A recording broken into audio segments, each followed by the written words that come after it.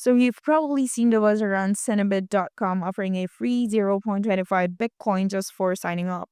Sounds tempting, right? But is it actually legit or just another crypto trap? Quick disclaimer before we begin, everything in this video is based on publicly available information and personal opinion. Cinebit presents itself as a crypto investment platform giving away 0.25 Bitcoin to new users. But according to the details shared on malware tips, things don't really add up. The site shows signs of being part of a classic crypto scam pattern. It promises big returns fast, has no real company details, and asks users to deposit money to unlock the free Bitcoin. There's also no Trustpilot profile or rating found in Cinevit.com, which is usually a red flag for any platform that handles money. And verified customer experiences or transparency, just a flashy offer that's hard to prove.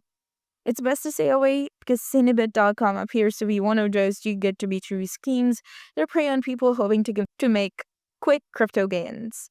If the lack of legit reviews and shady behavior mentioned in the breakdown are not to hit pause, if you're into crypto, stick with known regulated forms or platforms.